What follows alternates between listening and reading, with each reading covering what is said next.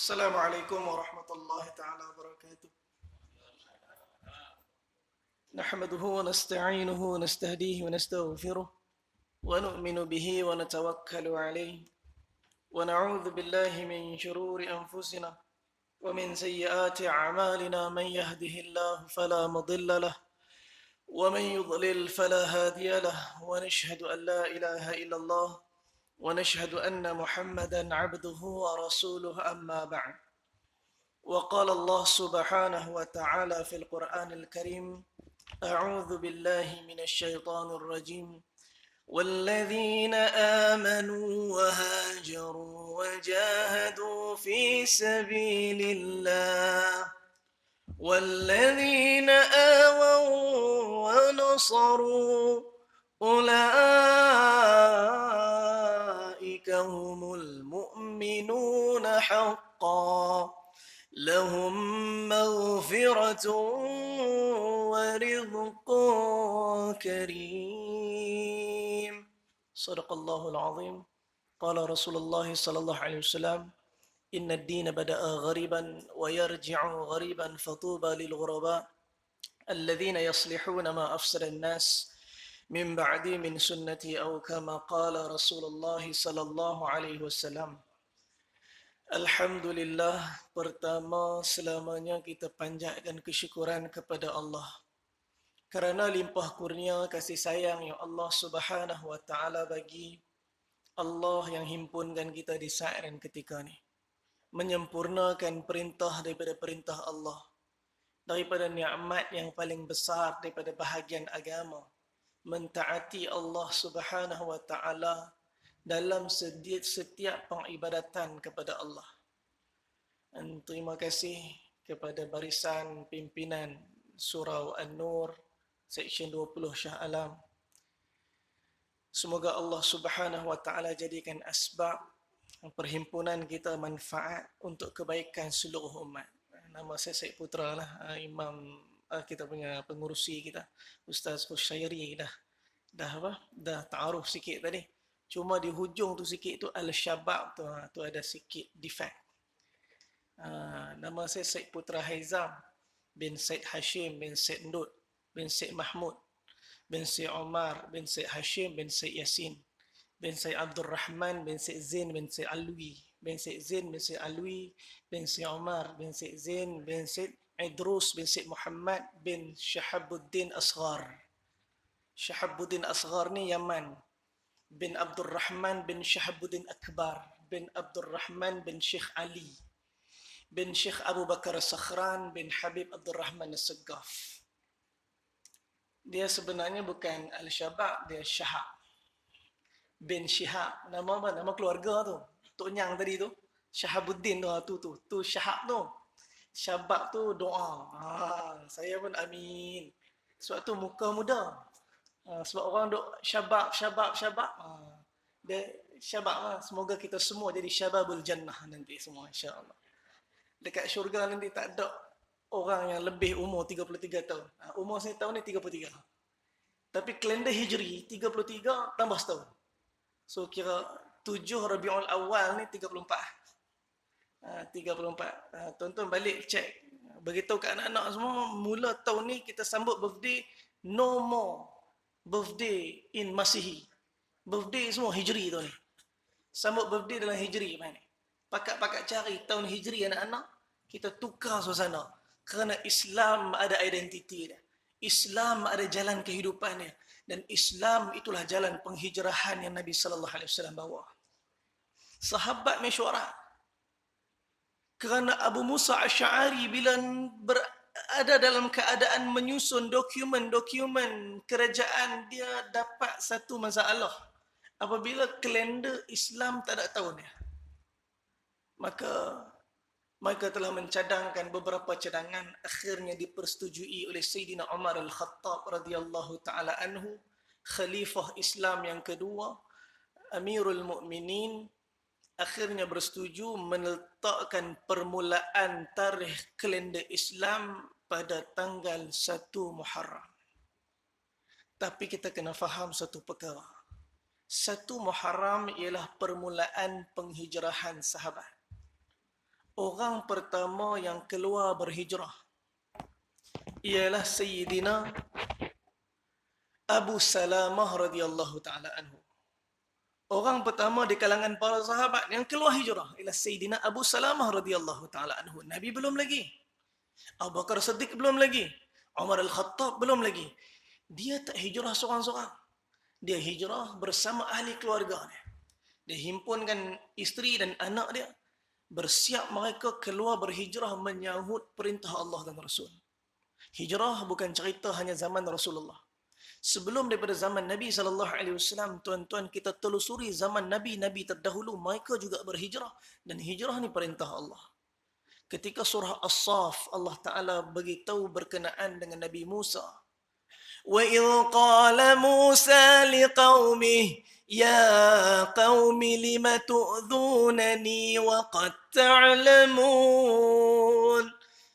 Ketika Nabi Musa beritahu kepada kaum dia, wahai kaumku, kenapa kalian susahkan aku, sakitkan aku, sedangkan kalian tahu pasal apa? Anni Rasulullah ilaikum. Aku ni kan Rasul yang Allah utuskan ke atas kalian. Kenapa kalian susahkan aku? Adapun begitu, tetap mereka telah menyusahkan Nabi Musa dalam dakwah sehingga akhirnya Nabi Musa telah diperintahkan oleh Allah keluar hijrah. Surah Ad-Dukhan, Allah sebut kepada Nabi Musa satu perintah.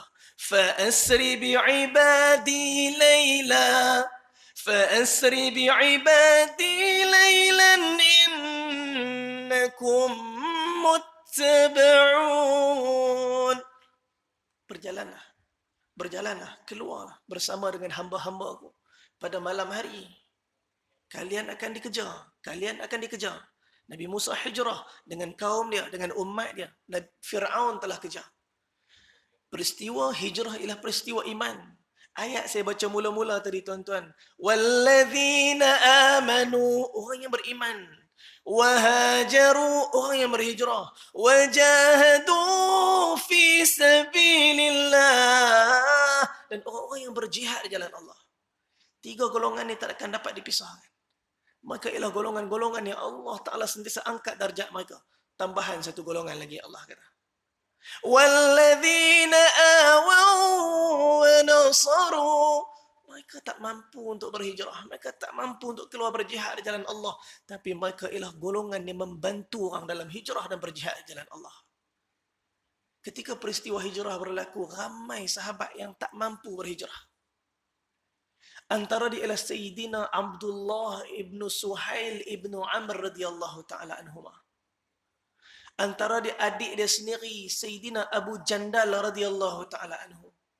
Ketika Nabi keluar hijrah, mereka dikurung dalam rumah. Mereka diikat. Mereka dirantai oleh ayah mereka Suhail bin Amr yang belum Islam masa itu. Antara yang tak boleh hijrah juga adalah Sayyidina Salamah, Sayyidina Ayash radhiyallahu ta'ala anhuma. Mereka ialah adik-adik Abu Jahal laknatullah alaih. Abu Jahal telah ikat mereka, kurung mereka sehingga mereka tak dapat nak keluar hijrah. Hati mereka melonjak-lonjak nak berhijrah. Bukan hanya Nabi Musa, Nabi Isa pun sama. Wa idh qala Isa ibn Maryam, ketika Nabi Isa berkata kepada kaum liqaumih, kepada kaumnya, Inni Rasulullah ilaikum. Bukankah aku Rasul yang diutuskan ke atas kalian? Musaddiqan lima baina yadayya minat Taurah. Aku diutuskan oleh Allah untuk membenarkan apa yang telah diturunkan oleh Allah daripada kitab Taurat. Nabi Isa tak bawa ajaran baru. Nabi Isa tak mulakan perkara baru. Nabi Isa meneruskan apa yang didakwahkan oleh Nabi Musa daripada Taurat. Wa mubasysyiran bi rasul. Dan aku, kata Nabi Isa, hadirkan kepada kalian khabar gembira tentang seorang rasul. Ya'ti min ba'di. Dia akan datang setelah daripada aku. Ismuhu Ahmad. Nama dia Ahmad. Nabi Isa AS memperkenalkan kepada umat dia tentang Nabi kita SAW. Macam mana kita tak kenal Nabi? Macam mana anak-anak muda kita boleh tak kenal Nabi?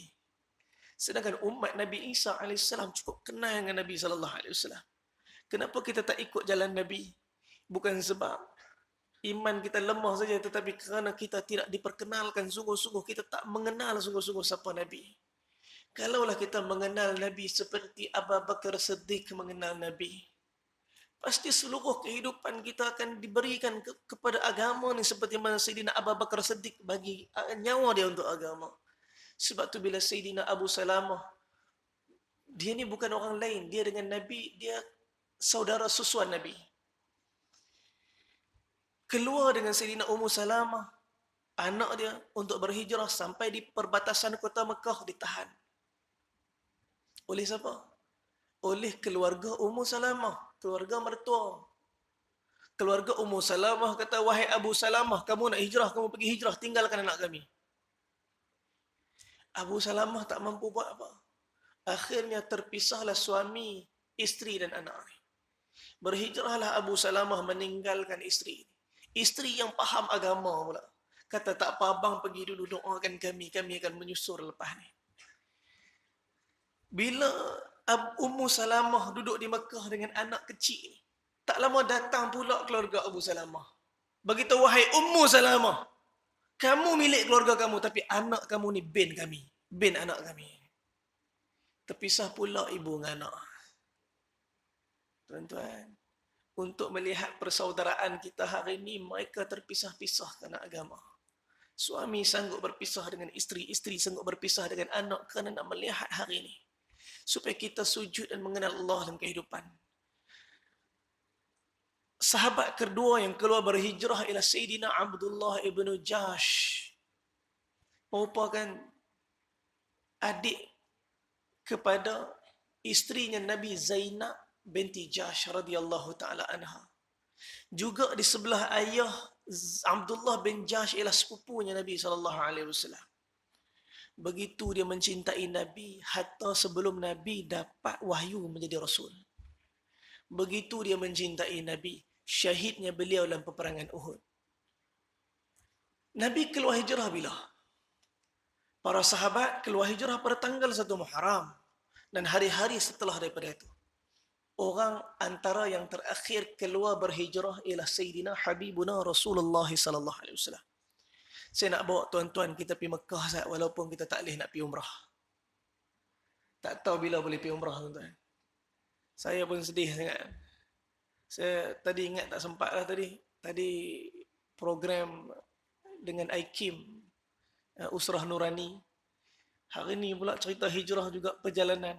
Nak tak nak, kita mula 5.30 tadi, pukul 6.30. Perjalanan mesti sampai Madinah. Saya duduk fikir macam mana nak buat ni. Dengan sahabat saya Ustaz Izzat. Kita naik bah pergi Madinah 4-5 jam baru sampai. Peristiwa hijrah Nabi lebih kurang 11 hari perjalanan. Nak cerita lah masa sejam macam mana. Tuan-tuan, Nabi SAW pada tanggal 27 Safar. Lepas ni mark dalam kalender. 27 Safar, Nabi SAW keluar daripada rumahnya Nabi dan Sayyidatuna Khadijah binti Khuwailid. Sayyidatuna Khadijah dah wafat. Nabi SAW diperintahkan oleh Allah untuk berhijrah. Di mana tempat rumah, tapaknya rumah Sayyidatuna Khadijah. Kita habis daripada tawaf, kita pergi dekat Mas'a. Sebelum sampai ke Mas'a, kita lalu kat lorong tu ada air Zam-Zam. Kita minum air Zam-Zam. Kata mutawif, minum sampai kenyang. Berdiri tengok Kaabah, buka kepiah. Memang buka kepiah lah. Kalau pakai kepiah, kena dam. Sebab tengah ihram. Tuan-tuan, tengok Kaabah, berdiri, minum air Zam-Zam. Baki sikit, curah atas kepala, bagi basah sikit. Bergerak ke Bukit Safa. Sampai di Bukit Safa, kita pun tunaikan sa'i. Safa, Marwah 7 kali. Kita akan ending dekat Marwah. Di Marwah ada pintu sebelah kanan. Kita menghadap Bukit Marwah, pintu sebelah kanan. Tuan-tuan keluar saja pintu tu, tuan-tuan akan nampak benda pertama, jamban, hammam, tandas dekat situ. Di depan tandas tu ada sikit benjolan tinggi yang sengaja dinaikkan.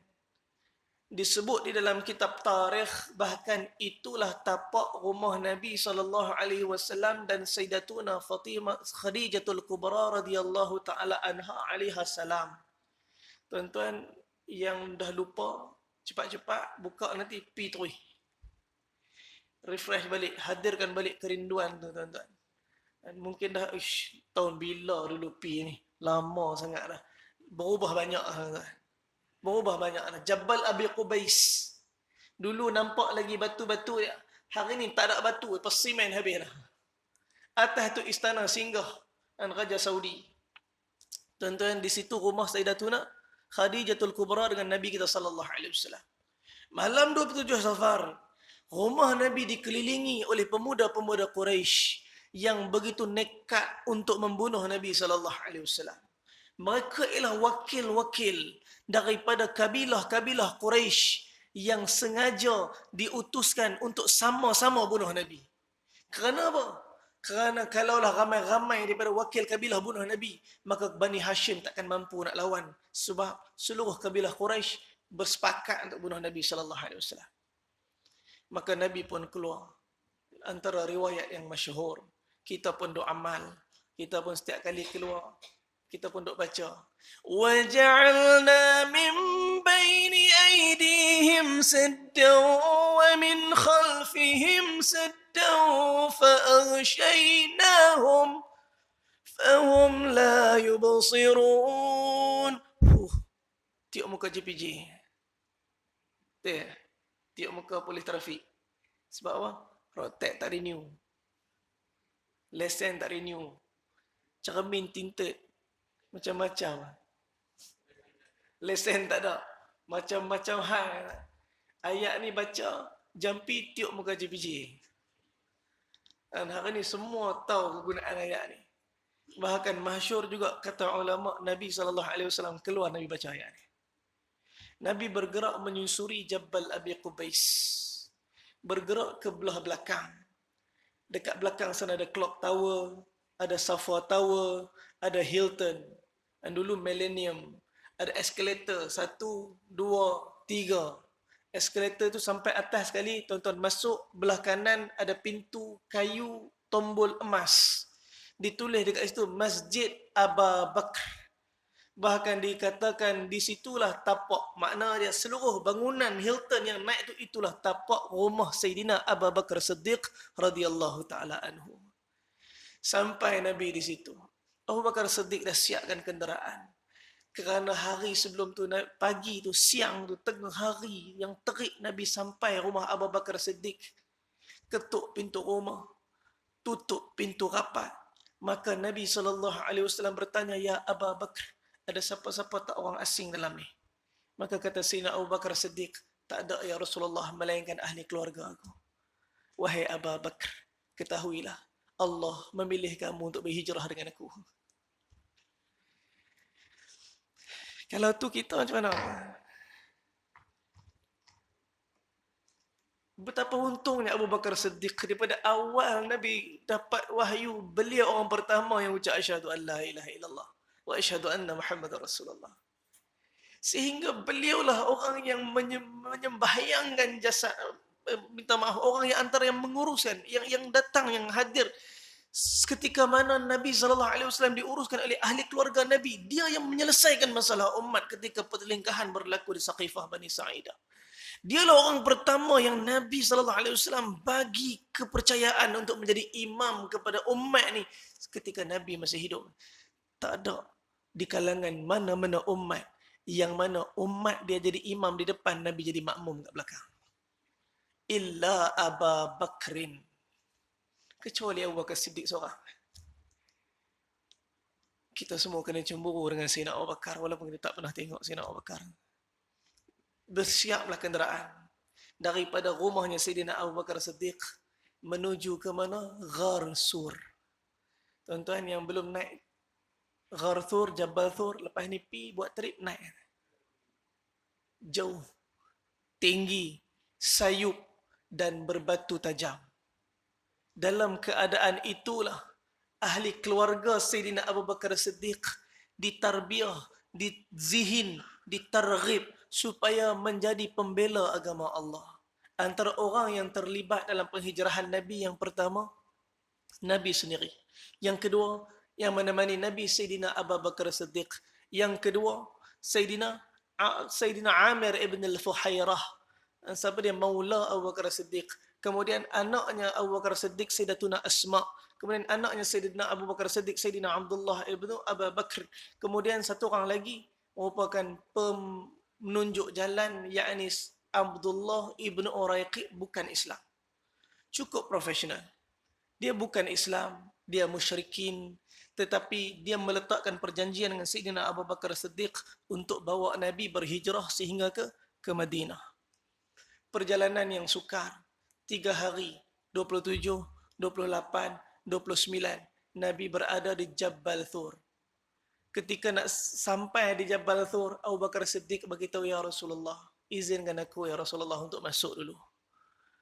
Suatu kata ulama adab, pelajar dan guru, bila sampai ke satu tempat, pelajar masuk dulu.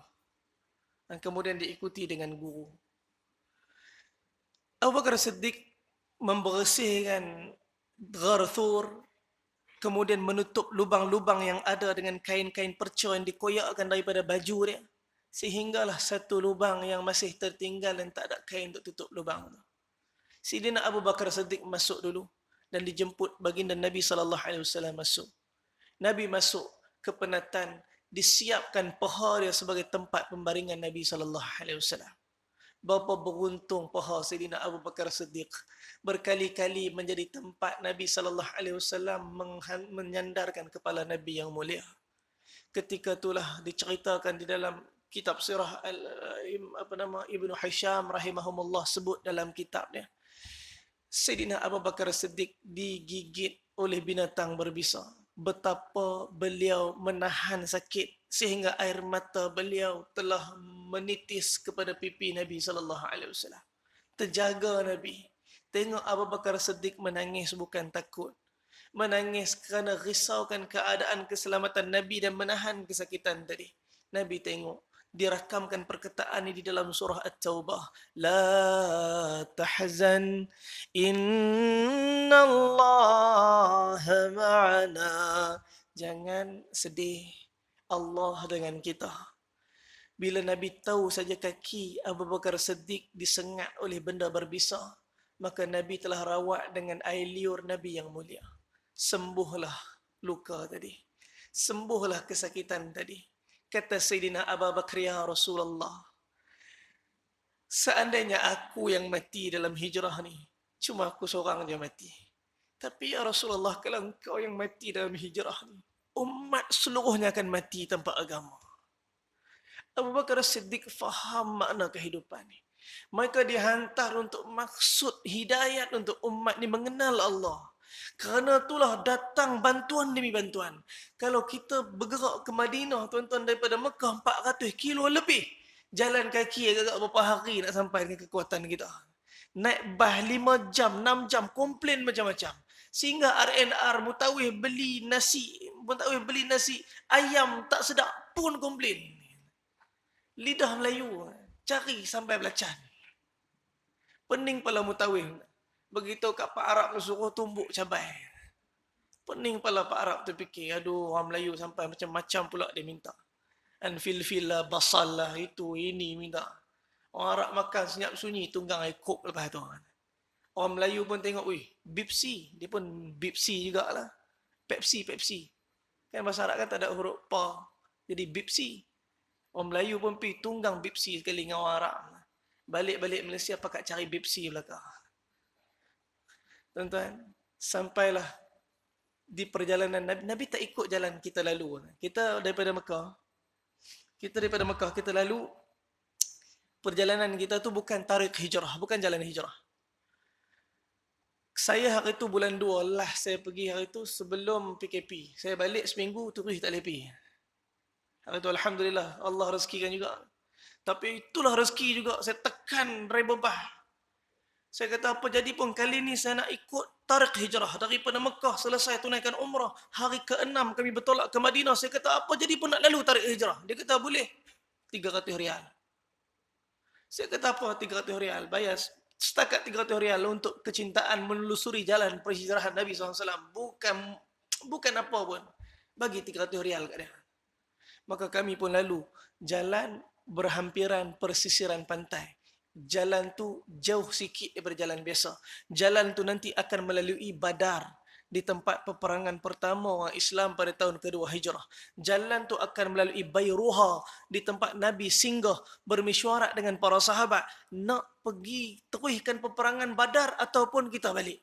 Di tapak itulah ada telaga dan di situlah Nabi berwuduk. Bahkan para sahabat telah bersalah di situ. Disebutkan di dalam tarikh, bahkan di situ juga 70 orang Nabi pernah singgah bersalat sebelum menunaikan haji Baitullah. Saya tekan kali itu tuan-tuan, nak pi juga tempat tu. Allah takdir daripada jemaah kami mungkin ada orang yang Allah makbul berkat.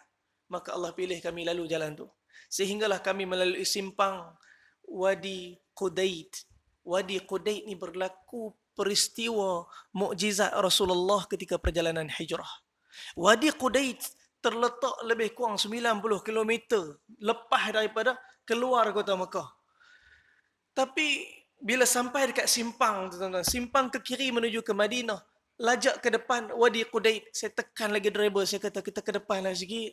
Saya ingin nak tengok tempat berlakunya peristiwa mukjizat Rasulullah sallallahu alaihi wasallam di perkemahan kemahnya Ummu Ma'bad. Maka kata driver tadi, hak ni tak boleh. 300 ni bayar nak guna jalan ni, bukan nak lajak ke depan. Saya ingat nak tambah duit lagi, tak makan dah kali tu tuan-tuan. Ini bukan rasuah tuan-tuan. Ini bukan rasuah. Dia driver dan masa tu dia boleh nak bawa kami pergi mana pun. Tapi dah dia kata tambah duit, ikut budi bicara dia, dia boleh bawa free. Tapi saya sedih bila sampai di kota Madinah, ramai driver-driver dia yang kadang-kadang mengaku, ana min Bani Umayyah. Oh, itu dia kata, saya daripada Bani Umayyah ni. Keturunan siapa? Keturunan Bani Umayyah lah. Bani Umayyah tu keturunan siapa? Bani Umayyah. Abu Sufyan. Kadang-kadang dia pun termenung. Dia tahu Bani Umayyah, tapi dia tak tahu siapa dia Tok Nyang dia sendiri.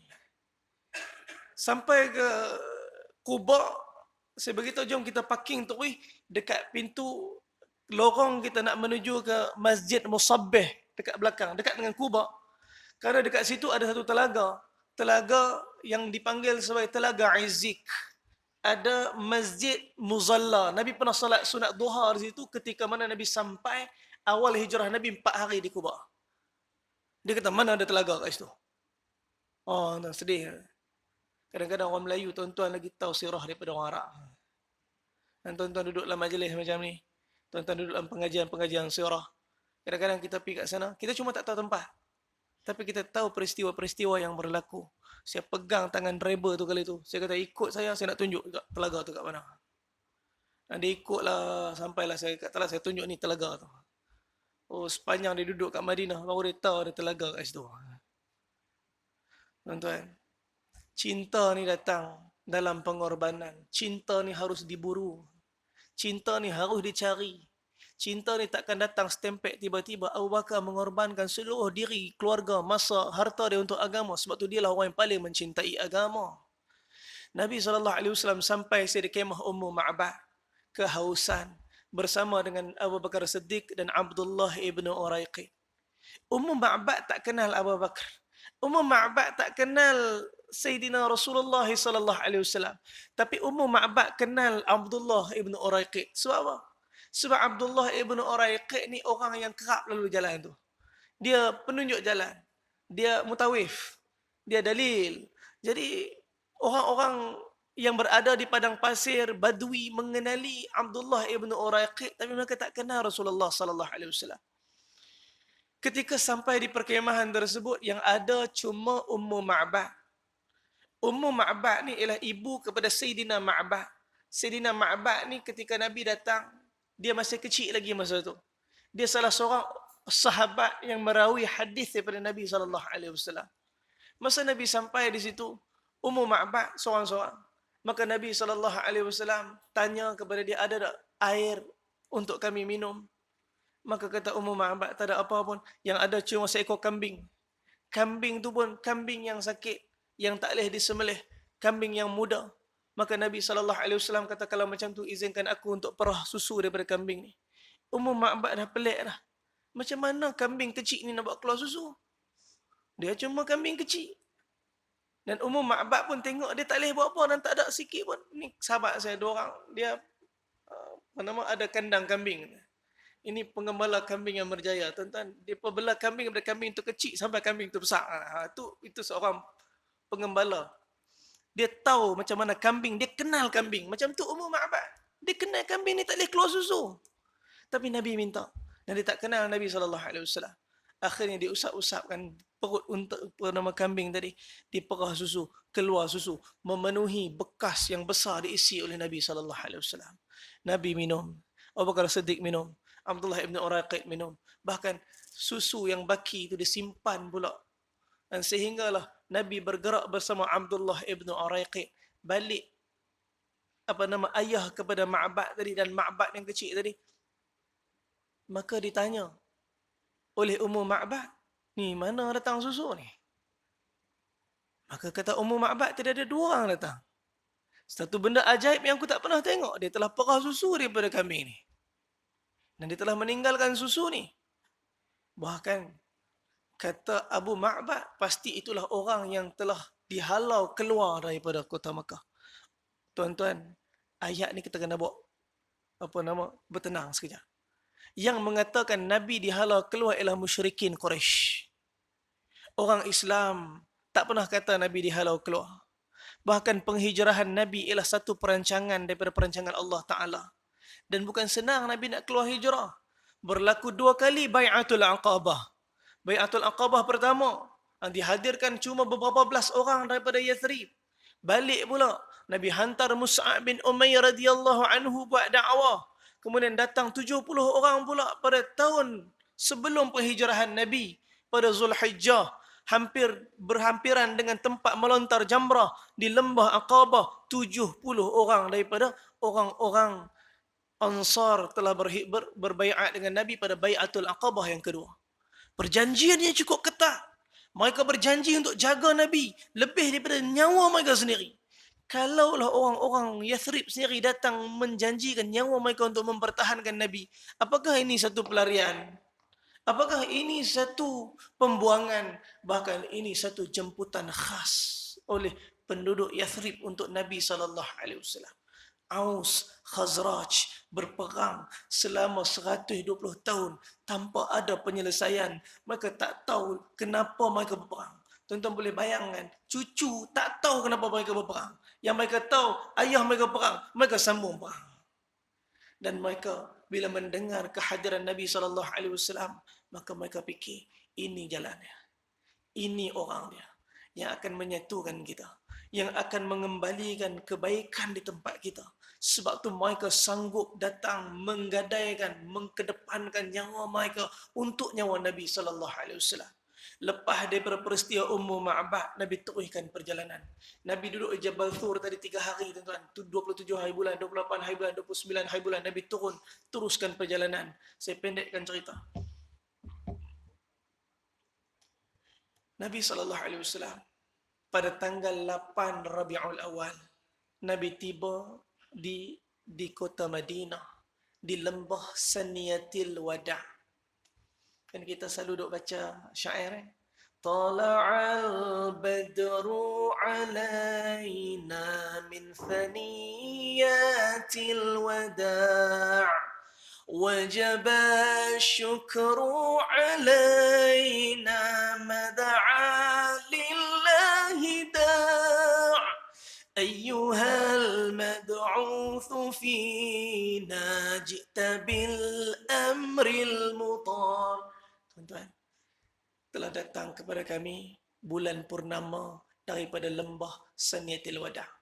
Sebenarnya Nabi SAW kalau tiba di kota Madinah, Nabi boleh pilih nak terus pergi ke Saniyatil Wada' ataupun kampung Nabirah Al-Judi. Ini 2 kampung. Satu Aus, satu Khazraj. Nabi buat pilihan pergi kepada kabilah Aus. Sebab apa? Nabi kita kena faham, silsilah keturunan Nabi, Nabi ada darah Madinah. Walaupun Nabi lahir di kota Mekah. Nabi ada tok nyang. Nama tok nyang Nabi Qusay bin Kilab, bin Murrah bin Ka'ab, bin Ghalib bin Lu'ay bin Fihr. Fihr ni Quraisy. Qusay bin Kilab ni tuan-tuan, dia pemuka Quraisy di kota Mekah. Dia yang mula-mula bina Dar an-Nadwah, parlimen Mekah di depan Kaabah. Kemudian dia ada anak, dia wariskan kepimpinan Mekah kepada anak dia. Qusay ada 3 orang anak. Piramli buat cerita. 3 Abdul. Anak Qusay bin Kilab, 3 Abdul. Abdul pertama bukan Abdul Wahub. Dan Abdul pertama nama dia Abdul Uzza. Abdul Uzza ada anak Asad. Asad ada anak Khuwailid. Khuwailid ada anak Sayyidatuna Khadijah Al-Kubra. Tu siapa? Tok Nyang Sayyidatuna Khadijah. Anak kedua bukan Abdul Wahib. Anak yang kedua Abdul Manaf. Abdul Manaf dapat anak Hashim. Hashim dapat anak Abdul Muttalib. Abdul Muttalib dapat anak Abdullah. Abdullah dapat anak Rasulullah sallallahu alaihi wasallam. Anak yang ketiga Sayyidina Abdul yang ketiga bukan Abdul Wahub, Abdul Dar. Ini 3 Abdul anak Qusay bin Kilab. Kita berhenti azan. Dah masuk ah? Kita boleh ke berhenti azan dulu macam mana? Lepas tu saya sambung sikit lagi kita habis. Nampak ke macam mana? Terus kan? InsyaAllah. Kalau terus sampai pukul berapa? SOP sampai isyak ni. Boleh sikit lagi nah? Kita baru sampai Madinah. Itu pun banyak kita skip. Kita baru sampai Madinah. Dan ini saya cuma cerita macam kenapa Nabi buat pilihan. Mudah-mudahan malam ni kita faham apa yang berlaku dalam hakikat perjalanan hijrahnya Nabi sallallahu alaihi wasallam. Abdul Manaf ada 4 orang anak. Tuan-tuan kalau mampu hafal, tak mampu hafal, faham. Anak pertama, anak kedua Abdul Manaf nama dia Hashim dan Abdul Syams. Mereka kembar siam. Tak pernah dengar zaman dulu kembar siam? Tok Nyang Nabi kembar siam. Abdul Manaf dengan Abdul Syams dengan Hashim. Hashim lahir, jari beliau dilekatkan oleh Allah pada dahi Abdul Syams. Zaman tu tak ada teknologi macam zaman sekarang. Makna dia kembar siam yang berlaku bukannya kembar siam yang kritikal. Bukan kepala jumpa kepala, bukan belakang jumpa belakang, bukan otak jumpa otak, bukan hak ni selamat, hak ni mati, tak ada. Kembar siam tu cuma jari dengan dahi. Maka mereka buat keputusan untuk pisahkan. Bila berlaku proses pemotongan tadi tuan-tuan, darah mengalir banyak. Di dahinya Abdul Syams, pada jarinya Hashim. Kata ulama, Allah seolah-olah nak bagi petunjuk. Akan berlaku satu zaman daripada 2 kabilah ni. Perselisihan yang cukup besar. Sehingga menumpahkan darah. Kerana apa? Kerana keturunannya Hashim ialah Nabi kita sallallahu alaihi wasallam. Keturunan Abdul Syam siapa dia? Abdul Syam ada anak Umay. Umay ada anak Harb. Harb ada anak Abu Sufyan. Abu Sufyan daripada awal Nabi dilantik menjadi Rasul sehinggalah pada tahun ke-8 Hijrah Fathul Mekah dia menentang Nabi dengan penentangan yang cukup hebat.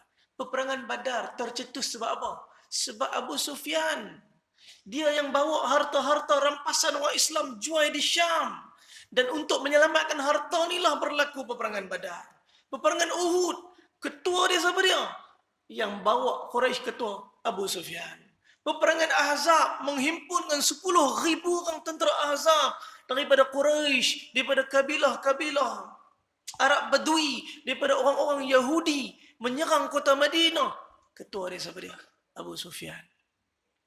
Kerana itulah ulama kata, Allah seolah-olah nak bagi petunjuk berdarahnya peristiwa tu akan berlakunya pendarahan di zaman-zaman akhir. Sedangkan Hashim dan Abdul Syams ialah adik-adik kembar yang cukup rapat. Mana ada Hashim? Di situ Abdul Syams. Abdul Syam mencintai Hashim. Hashim mencintai Abdul Syams. Anak ketiga Al-Muttalib, bukan Abdul Muttalib, Al-Muttalib. Anak yang keempat, ibu yang lain, nama dia Naufal. Ini 4 orang anak lelaki Abdul Manaf. Hashim, Abdul Syams, Al-Muttalib. Isteri yang lain Naufal. Hashim, setelah wafatnya Abdul Manaf diangkat menjadi ketua. Maka dia telah meletakkan satu tertib dalam perniagaan balik daripada Syam singgah ke Yathrib. Sebelum ni tak ada tertib singgah Yathrib. Hashim yang memulakan tertib persinggahan perniagaan balik pada Syam singgah Yathrib. Bila Hashim singgah Yathrib, sampai di satu kampung, nama kampung tu Nabirah Al-Judi. Kampung kabilah Bani Najjar, orang-orang Khazraj. Di mana sekarang ni? Di tapak Masjid Nabawi hari ni. Tuan-tuan duduk hotel belakang tu. Hotel Mubarak Fadhi, Movenpick belakang tu. Di belakang tu dulu semua kampung. Bahkan dekat parking nombor 9, nombor 10, dekat pintu 22 belakang, itu ialah kebun Sayyidina Abu Talhah radhiyallahu taala anhu. Semua tu kampung. Di situlah Hashim berkahwin dengan wanita Bani Najjar yang bernama Salma binti Amr. Kahwin, duduk sana. Kemudian Hashim balik ke Mekah. Daripada Mekah dia pergi berniaga di Gaza, meninggal di Gaza. Tak sempat bertemu dah lagi dengan Salma binti Amr. Salma mengandung anak Hashim. Lahir anak lelaki. Lahirnya bayi tadi, rambut warna putih. Bila baby rambut warna putih, ini satu benda pelik. Maka orang Arab ketika tu, mereka senang. Embuh nama baby tadi sebabkan rambut dia beruban, letak nama anak tu Syaib.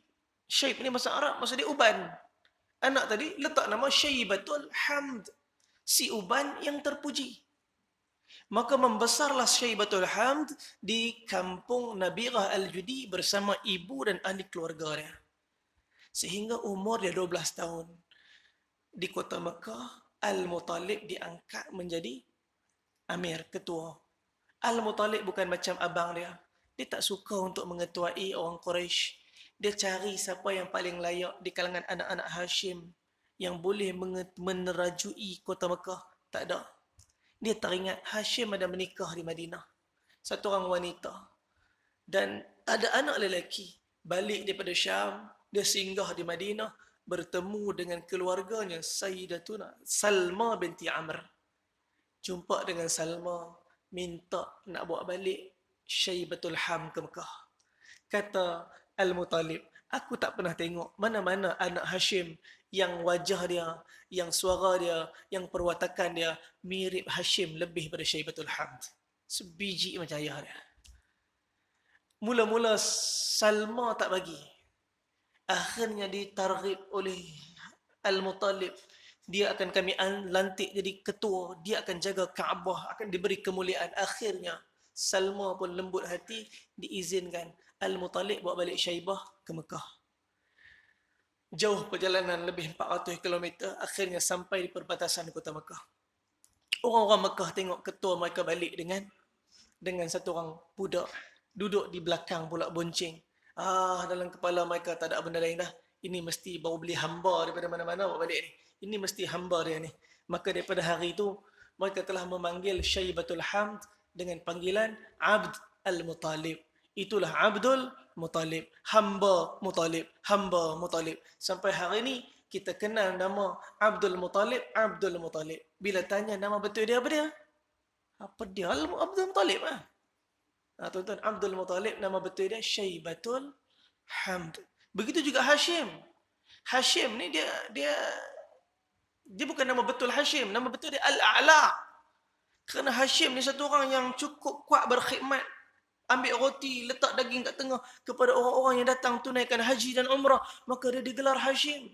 Orang Arab suka guna nama kunyah. Kita pun pakai. Dan hari ni kita pakai nama kunyah. Ramai orang nama Ashraf. Kita punya abang Ashraf. Ashraf Al-Kahfi. Dia ada nama kunyah Al-Kahfi. Sebab apa? Al-Kahfi Production.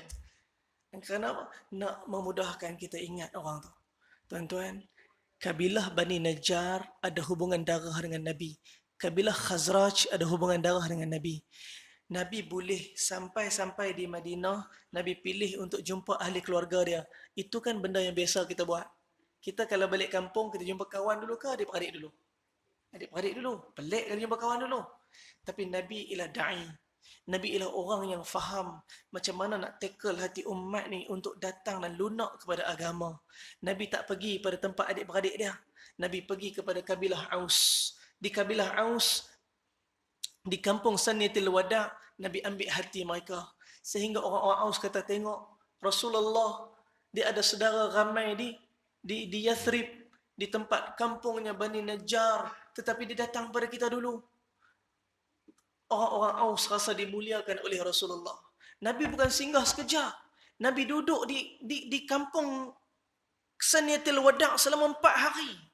Nabi duduk di rumah satu orang sahabat yang bernama Sayyidina Kalthum bin Hidim. Jarang orang sebut nama ni. Ramai orang bawa nama anak dia Siti Kalsum. Kalsum nama orang lelaki, tuan-tuan. Ummu Kalthum nama orang perempuan. Dia letak nama anak dia Kalsum. Lepas tu panggil Maksum, Kaksum. Tuan-tuan, orang Melayu, biasalah. Samalah kita. Tuan-tuan, berapa hari? 4 hari Nabi duduk di rumah Sayyidina Kalthum bin Hidim. Hari pertama, Nabi tanya, wahai Kalthum, di manakah tempat yang paling sesuai untuk aku bina masjid? Ini benda paling mula Nabi fikir. Sampai di Madinah, benda mula Nabi fikir masjid. Kalthum tunjuk belakang rumah dia, ya Rasulullah, sini sesuai tak? Nabi ambil batu pertama, Nabi letak satu penjuru. Abu Bakar Siddiq ambil batu kedua, letak satu penjuru. Umar Al-Khattab ambil batu ketiga, letak satu penjuru. Uthman bin Affan ambil batu keempat, letak satu penjuru. Maka lengkap 4 penjuru Masjid Quba di belakang rumah Sayyidina Kalthum bin Hidim. Banyak peristiwa yang berlaku selama 4 hari. Dan kita tak sempat nak cerita. Masa yang terlampau singkat. Nabi SAW duduk di sana 8 hari bulan, 9 hari bulan, 10 hari bulan, 11 hari bulan. 12 Rabiul Awal, Nabi bergerak daripada Thaniyatil Wada', daripada Quba menuju ke tempat tapaknya Masjid Nabawi di saat dan ketika ni. Hari tu hari Jumaat. Di tengah-tengah perjalanan, Nabi tunaikan solat Jumaat. Maka di situlah dibangunkan Masjid Al-Jumu'ah. Dan kita kalau pergi tunaikan umrah, ziarah, maka mutawih akan beritahu tuan-tuan, tengok belah kiri tuan-tuan kejap lagi, Masjid Al-Jumu'ah. Kita pun dah syahid lembah tu. Dan kita pun tak tahu Masjid Jumu'ah kat mana. Syahid belakang, penat. Penat. Tapi orang yang bercinta ni penat macam mana? Mana ustaz? Mana ustaz? Tak boleh berhenti ke ustaz? Jom kita sembahyang Jumaat kat itu. Bang, hari Sabtu. Biasa kan ziarah Quba hari Sabtu. Dan tertib banyak travel, ziarah Quba mesti hari Sabtu. Nak ambil berkat. Kerana Nabi SAW sering kali hari Sabtu berwuduk daripada rumah Nabi, berkenderaan atau jalan kaki, Nabi akan tunaikan salat duha di Masjid Quba. Itu kebiasaan Nabi SAW. Kita pun nak ambil juga berkat, nak ambil juga manfaat tu. Sebab tu hari Sabtu, jemaah tidur pula bangun. Mutawih cerita pasal Masjid Jumaat, ajak singgah berhenti sembahyang Jumaat. Elok. Tuan-tuan, sampailah Nabi di Yathrib, di tapak Masjid Nabawi. Ramai orang berhimpun untuk menyambut Rasulullah. Setiap daripada mereka menginginkan untuk rumah mereka menjadi tempat tidur singgahan Rasulullah.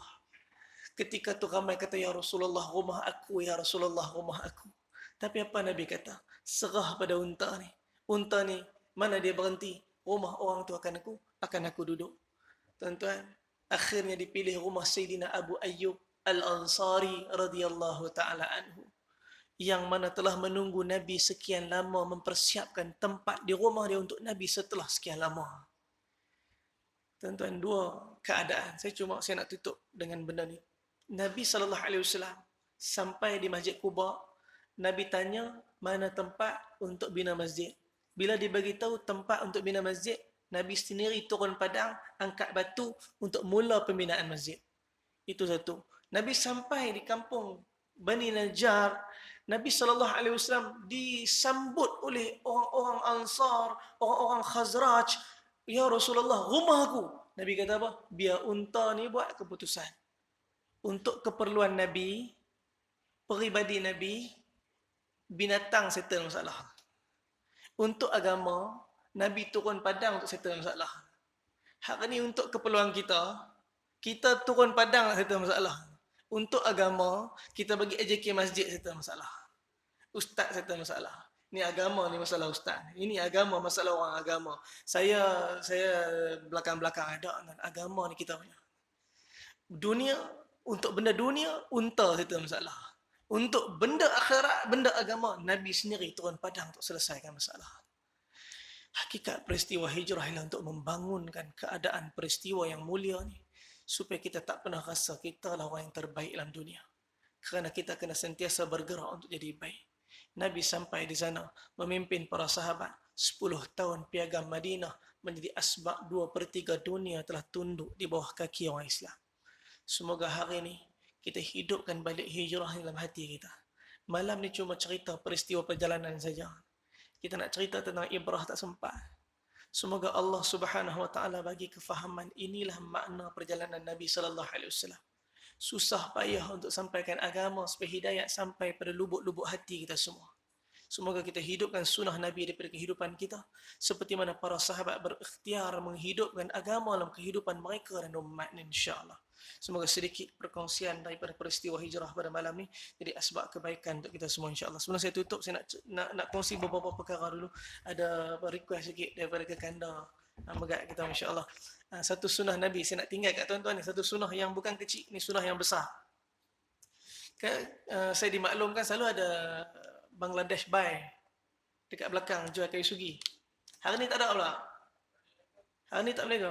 Sejak PKP tak ada. Tuan-tuan lepas ni pergi Sobu dia. Tuan-tuan pakat-pakat cari dia. Saya nak kongsi ni sunnah yang paling besar. Ni sunnah yang sangat besar yang Nabi SAW tinggalkan pada kita, yang kita amal kat Mekah Madinah. Keluar Masjid Nabawi, orang jual sugi. Keluar Masjidil Haram, orang jual sugi. Kita pun beli 2 cekak balik. Sampai rumah, 2 cekak syahid. Ghaibul ghuyub. Tuan-tuan tahu tak ghaibul ghuyub? Hilang tak tahu pergi mana. Ini benda ajaib. Ini memang ajaib. Dia macam tasbih. Tasbih pun macam baru beli 2 hari lepas. Zikir. Subhanallah, subhanallah, subhanallah, subhanallah, subhanallah, subhanallah, subhanallah. Bangun dah tak ada kat tangan. Ghaibul ghuyub. Anak tarik buat main rantai-rantai. Tariklah kali jadi bola lastik. Dan tasbih tu hilang. Tuan-tuan, ni sugi ni benda yang sangat penting. Nabi SAW kata Sayyidatuna Aisyah, dia tanya, "Ya Aisyah, apakah perkara pertama yang Nabi buat sebelum Nabi masuk rumah?" Sayyidatuna Aisyah cuma jawab sepatah, ya, bisiwak. Benda pertama Nabi buat masuk rumah sugi. Kita benda pertama masuk buat apa dia? Saya sendiri ya. Masuk rumah benda pertama saya buat, buka lampu, buka kipas, buka itu. Banyak benda nak buka. Pak lah kali tinggal tak sugi. Rugi. Saya sendiri cakap sama. Sugi ni benda yang sangat besar. Nabi SAW sebelum wafat, baring atas riba Sayyidatuna Aisyah. Ketika tu Sayyidatuna Aisyah berada dalam, Nabi SAW berada dalam sangat sakit. Nabi tak mampu lagi bercakap. Nabi nampak Abdurrahman bin Abu Bakar Siddiq bawa kayu sugi. Nabi tengok sugi tu. Nabi kata, "Wahai Abu Bakar." Wahai Nabi SAW, Sayyidatuna Aisyah kata, "Ya Rasulullah, kamu nak ke kayu sugi tu?" Maka Nabi buat isyarat hangguk, Nabi tak larat. Maka diambil kayu sugi ni, digigit-gigit oleh Sayyidatuna Aisyah. Sebelum tu Sayyidatuna Aisyah tak gigit, dia sugi kerah. Maka kata Sayyidatuna Aisyah, sebab keras sangat aku gigit dengan gigi aku. Kemudian aku masuk dalam mulut Nabi. Aku bangga, kata Sayyidatuna Aisyah, kerana perkara terakhir yang masuk dalam mulut Nabi air liur aku, kata Sayyidatuna Aisyah. Hubungan mereka dengan Nabi SAW. Ini sugi. Sambil Nabi nak wafat, Nabi SAW masih lagi teringat pasal benda ni. Saya hari itu masa dekat Serdang, saya tengah ambil wuduk, satu orang Pakistan Bai yang istiqamah sugi datang kat saya. Muka keadaan berserabut, muka dalam keadaan huru-hara, tanya saya, "Bai, sugi hena mere sugi ghaib ya? Ada sugi tak? Saya punya sugi hilang," kata. "Mai dusra ke sugi nahi hai. Ye mere sugi koi baat nahi." Saya kata, sugi lain tak ada lah, tapi ini sugi saya dah lah. Nak. Oh, dia kata, "Apakah sugi koi baat nahi?" Tak apa. Sugi awak tak mahu. Tuan-tuan, saya gurau ya. Mana boleh kongsi sugi gitu. Tuan-tuan, tapi gurau saya mungkin tak kena pada masa. Dia lari keluar pada surau. Saya kata, sudah pecah hati pula Pakistan Bai ni. Saya kejar dia sampai kat belakang surau. Rupa-rupa dia mengadap pokok. Dia kepak ranting pokok rambutan. Dia tonyoh gigi dia. Ada daun ni kat ujung. Saya kata, "Bai, apa kya kar rahe ho?" ये बहुत खतरनाक है. Bang, buat apa tu bang? Bahaya ni. Guna ranting sugi, silap pokok bergetah melekat gigi kan. क्या खतरनाक है भाई, ये हमारा नबी बहुत बड़ी की सुन्नत है, क्या खतरनाक. Ini sunnah Nabi yang besar, bahaya apa pula? Dia kata memanglah sunnah Nabi yang besar. Silap pokok bergetah tak pasal-pasal melekat gigi bang, bahaya. Nabi biasa bersugi dengan kayu zaitun dan kayu ni, akar kayu arak, ni pokok arak.